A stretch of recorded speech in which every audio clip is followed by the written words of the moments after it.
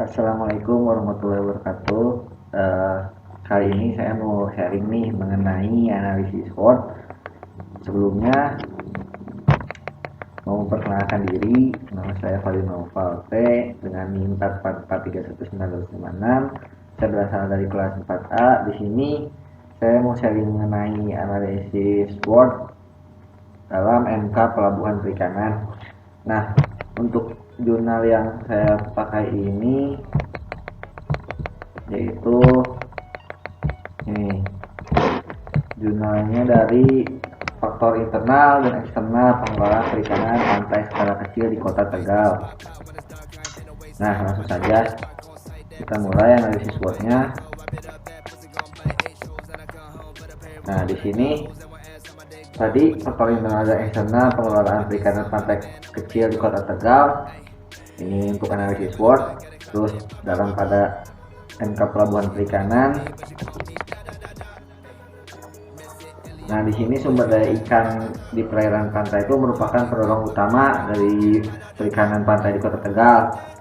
Kan di mana nelayan skala kecil yang banyak adalah pelaku utamanya. Potensi juga nih di sumber daya perikanan tangkap di Kota Tegal itu merupakan salah satu sumber pendapatannya sangat penting untuk pemerintahan Kota Tegal.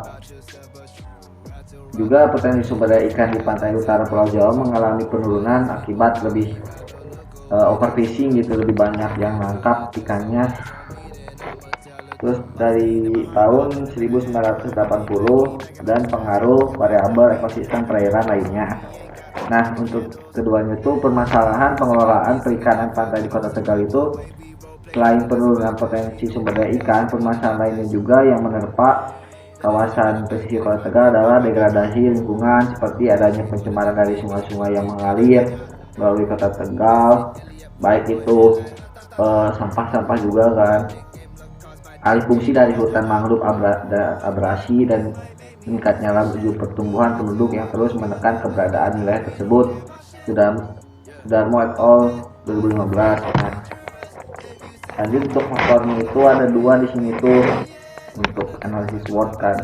Di sini tuh faktor internal tuh kekuatan, strength, kelemahan dan kelemahan weakness, sedangkan eksternal itu kesempatan, opportunity dan ancaman threat.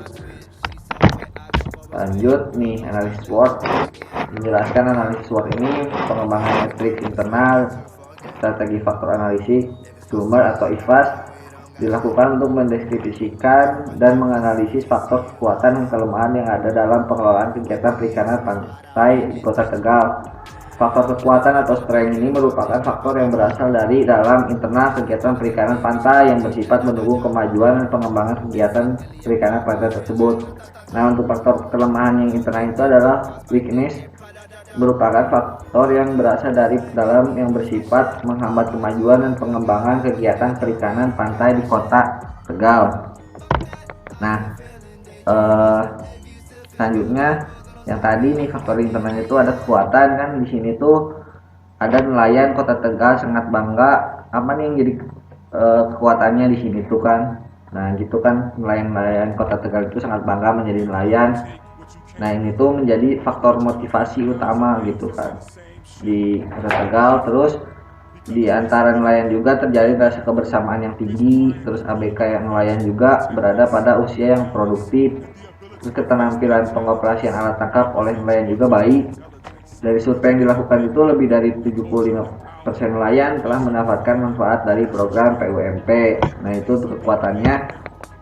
Lanjut untuk kelemahannya itu di sini tuh ada 6. Yang pertama itu sumber daya manusia perikanan di Kota Tegal. Dalam hal ini nelayan mempunyai tingkat pendidikan yang rendah. Populasi nelayan juga cukup tinggi, sementara daerah penangkapan ikan juga terbatas, yaitu 4 mil dari garis pantai. Nah, yang ketiganya tuh kendala permodalannya juga. Terus keempat tuh kelemahan lainnya tuh penggunaan sarananya belum optimal dan prasarananya tuh kurang optimal. Terus kelima peraturan perdanya tuh yang seharusnya untuk peruntukan pengelolaan wilayah pesisir Kota Tegal itu belum disusun oleh pemerintahan Kota Tegal.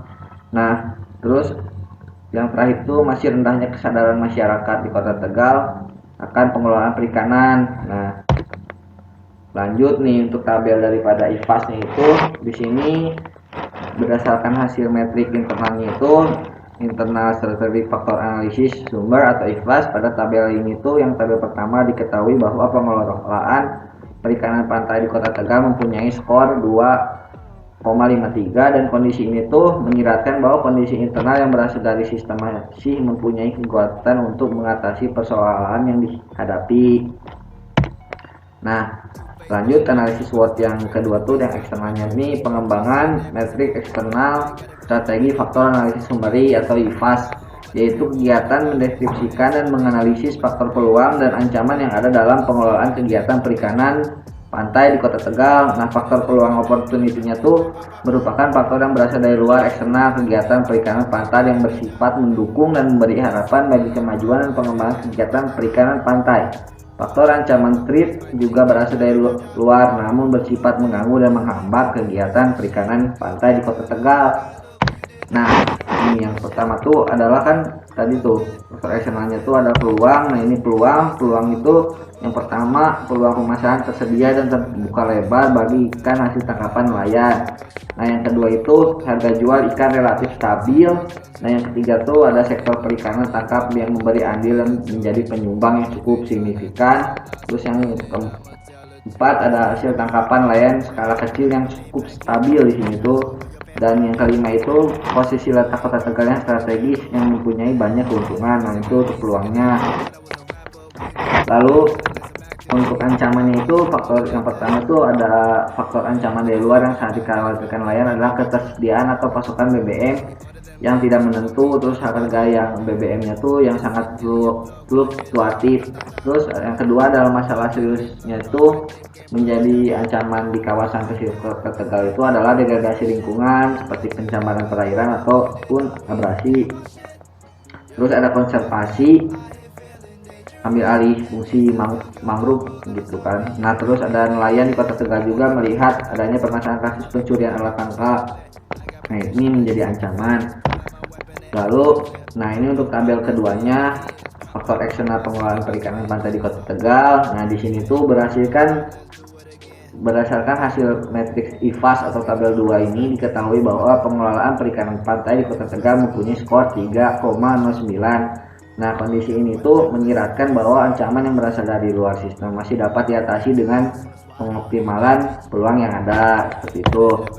Nah, untuk tabel ketiga ini mengenai metrik SWOT pengelolaan perikanan pantai di Kota Tegal. Di sini tuh ada internal, eksternal, kekuatan, kelemahan dan juga ada peluang, strategi SO-nya, strategi WO, ada ancaman dan strategi ST dan strategi WT. Nah, kekuatan dan kelemahannya tadi sudah disiratkan, lalu untuk eksternalnya juga. Nah, untuk strateginya ini tuh kita dari strategi SO sendiri itu ada optimalisasi penangkapan ikan saat harga jual ikan naik, terus pemanfaatan alat tangkap, bantuan untuk optimalisasi hasil ungkapan. Terus strategi WO nya ada pemanfaatan dana bergulir untuk pengadaan mesin baru. Untuk strategi ST nya pengawasan bersama keamanan alat tangkap. Untuk strategi WT nya itu ada pengembangan alat tangkap secara mandiri seperti itu.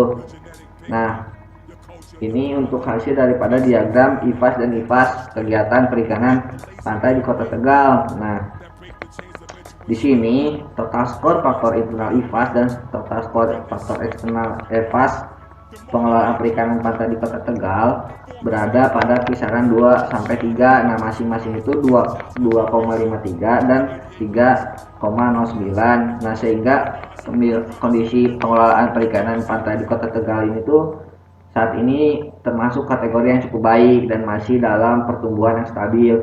Usulan program strategis yang terkait dengan pengelolaan perikanan pantai di Kota Tegal itu yaitu pengembangan alat tangkap secara mandiri, pengawasan bersama keamanan alat tangkap, optimalisasi penangkapan ikan pada saat harga jual ikan naik, pemanfaatan alat tangkap, bantuan untuk optimalisasi hasil tangkapan, dan pemanfaatan bergulir untuk pengadaan mesin baru. Nah, terima kasih. Mungkin cukup analisis SWOT dari saya. Kurang lebihnya mohon maaf. Wassalamualaikum warahmatullahi wabarakatuh.